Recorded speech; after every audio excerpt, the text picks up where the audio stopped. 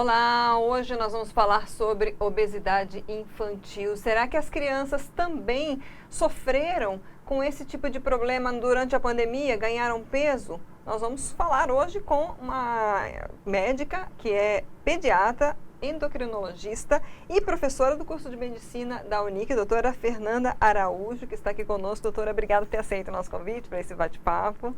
Eu que agradeço a oportunidade de estar aqui hoje falando desse assunto que é tão importante para as crianças. Então, essa pergunta, como é que foram as crianças durante esse ano e meio, esses quase 2 anos de pandemia? Deu para constatar que houve aumento de peso também entre as crianças? Sim, infelizmente, nesse período da pandemia, a gente teve sim um aumento tanto do sobrepeso quanto da obesidade, né, entre crianças, adolescentes, porque infelizmente elas tiveram que ficar mais em casa, dentro de casa foi mais difícil, né, de fazer atividade física, muitos faziam atividade física regular, fora de casa, tiveram que parar, então consequentemente aumentou sim o número de casos. Aí junta a ansiedade também, sim, né? Come um pouquinho a mais. Bom, quais são assim os fatores, além dessa questão que a gente está vendo como realidade hoje, mas o que provoca uma obesidade infantil? Então, a obesidade em si, ela é provocada por uma falta do equilíbrio, né? Então, assim, a criança, por exemplo, está ingerindo mais calorias do que está gastando. Então, no geral, são fatores aí exógenos, né, externos, que causam essa obesidade. Os mais importantes são o erro alimentar e o sedentarismo.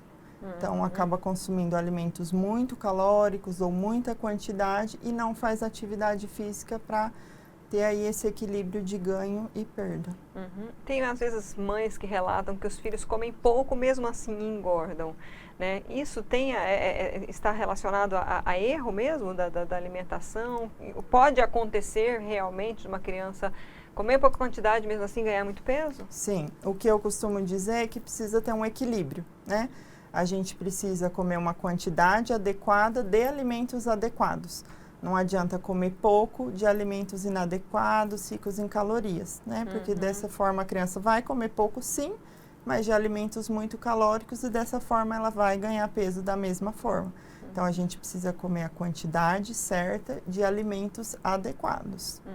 A gente tem visto muito a divulgação, às vezes, de crianças que já estão tendo problemas de saúde de adultos, né? Pressão alta, diabetes. Quais são os riscos do sobrepeso, da obesidade? Tem relação essas doenças? Sim, tem sim, né?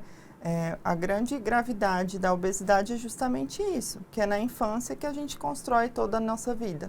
E crianças obesas têm a tendência de se tornar adultos obesos e, consequentemente, vêm essas doenças. Hipertensão arterial, que é a pressão alta, alterações no colesterol, né, problemas cardíacos, diabetes, né? As próprias crianças podem ter dificuldades no crescimento devido à própria obesidade. E também a obesidade pode causar alguns estigmas, algumas crianças podem ficar depressivas, tornarem-se adultos depressivos também por causa dessa doença, então tem a relação, sim. Quais são, assim, os sinais de que pode já estar havendo, né, iniciando uma dessas doenças na criança que está acima do peso?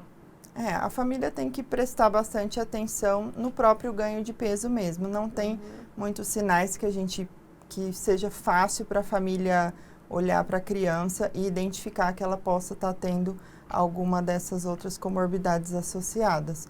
Mas ela tem que ficar de olho na questão do peso mesmo, e o importante também é ter esse acompanhamento pediátrico, né? Porque daí o médico vai poder olhar como que essa criança está evoluindo e solicitar exames, se forem necessários, que vão poder identificar se ela está tendo alguma dessas outras doenças associadas à obesidade ou não.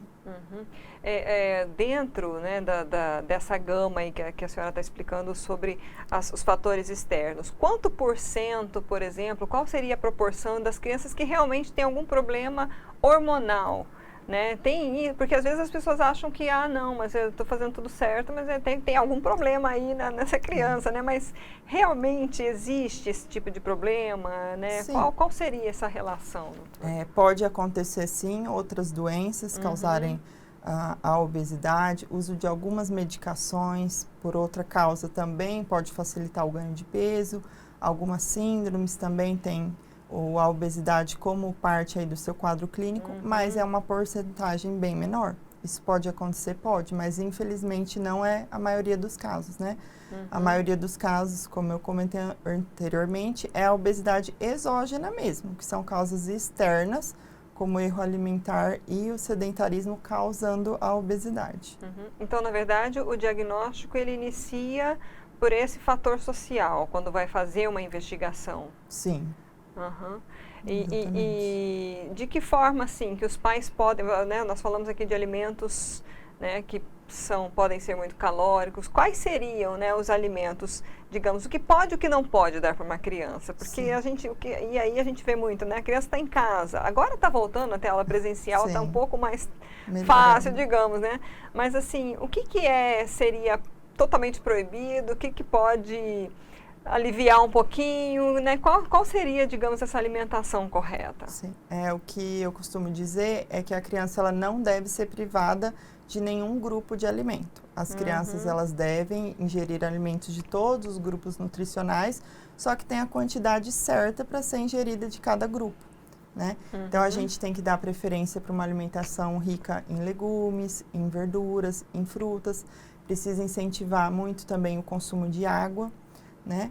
E a gente precisa evitar os alimentos ricos em açúcar, alimentos muito gordurosos, fritura, os industrializados, os embutidos, isso tudo deve ser evitado, né? Não significa que a criança não possa comer, só que a gente tem que prestar atenção que isso não pode fazer parte do dia a dia, a gente não deve levar esses alimentos para dentro da nossa casa, porque facilita o consumo, e estabelecer ali dentro da rotina da família um dia na semana para ir passear, para ter a ingestão desses alimentos, mas que não seja de uma forma diária. Então, assim, tirar um dia do hambúrguer, né? E deixar Exatamente. a criança poder provar aí algo, mas não ser... algo que ela goste e que não prejudique aí a saúde dela. E a criança que tem dificuldade em alimentar, em comer, porque fruta, verdura e legume, tem muito adulto que não consegue comer, né, esse tipo de alimentação. Como trabalhar isso com a criança? A gente precisa, assim, dentro da nossa casa, sempre ter disponível esses alimentos. Então, assim, em todas as refeições, né, nos lanches as frutas, no almoço, na janta os legumes, as verduras, ter disponível isso em casa. Não precisa ser uma infinidade de variedade, mas uma, duas disponíveis. Colocar na mesa, colocar no prato da criança, não é porque ela não come que a gente não deve colocar ali para ela. Então, assim, deve sempre expor isso, conversar, pedir para experimentar, né? Oferecer mais de uma vez, porque não é porque comeu uma vez só que já não gostou. Então, assim, a gente tem que oferecer mais de uma vez e não forçar a criança a comer. Se ela não quer comer, tudo bem, mas todos os dias a gente tem que ter aquelas variedades disponíveis ali para incentivar mesmo o consumo. E aí, no tempo dela, ela vai provando, vai... né? Isso que acho que para os pais é o mais difícil, porque essa ansiedade dos pais, da criança comer direito, isso passa para a criança, digamos, ela sente, atrapalha esse tipo digamos, de procedimento, de processo, né, de educação alimentar? Não, atrapalha com certeza. Por isso que a gente fala que não deve forçar a criança a comer nada, né? Porque pode causar alguns traumas e isso piorar. Então, assim, a gente precisa dar o exemplo, por isso que eu falo que a gente precisa pôr tudo isso dentro da nossa casa, dar esse exemplo, mas no incentivo mesmo, né? Buscando outros profissionais, como uma nutricionista, que possa oferecer outras formas de preparo daquele alimento, que muitas vezes a criança aceita os legumes num bolinho, mas não aceita eles crus. Então, assim, ter essa variedade para cada dia mais tentar com que a criança consuma aqueles alimentos. E quando a criança já está, né, com a obesidade infantil e precisa fazer, então, uma dieta, é importante esse acompanhamento nutricional. Não pode restringir, pegar a dieta da moda, sei lá, low carb. Vou botar essa criança para comer só proteína. Não. Isso Não, é como eu falei, né, a recomendável. criança precisa ingerir todos os nutrientes. Então, assim, é necessário muitas vezes uma equipe multidisciplinar, sim. Um médico, um nutricionista, muitas vezes até um psicólogo, né, para conseguir conversar a respeito de tudo aquilo. É necessário, sim, um acompanhamento multidisciplinar. E quando os pais percebem que a criança não está tendo um crescimento adequado? Porque também isso eu já ouvi falar de crianças que fazem um tratamento hormonal porque para não ficar muito baixinho ou muito baixinha, né? Sim. E como é que é isso, doutora? Isso é recomendado hoje em dia? Sim, o acompanhamento do crescimento é recomendado através das consultas de puericultura que a gente chama pela pediatria, né? Se é identificado que aquela criança não está crescendo da forma correta, a gente faz uma investigação, né, laboratorial com alguns exames para tentar achar a causa, né, daquele crescimento incorreto e tratar se for necessário. E quanto disso é relacionado com hereditariedade? Assim, a gente tem que relacionar essa criança com a família dela, né? Porque a estatura, né, o crescimento, ele é genético, então a grande porcentagem aí é relacionado com a genética da família, mas esses erros alimentares, a própria obesidade, ela pode sim interferir no crescimento, pode sim prejudicar. O ideal é mesmo procurar ajuda médica. Procurar, né, um atendimento para identificar qual é a causa. Bom, a senhora é professora do curso de medicina da Unic, né? Como é que vocês têm esse tipo de trabalho de acompanhamento pelos residentes? Como é que é lá? Existe uma clínica? Como é que está hoje, né? Porque com a pandemia as coisas ainda estão retomando. Sim.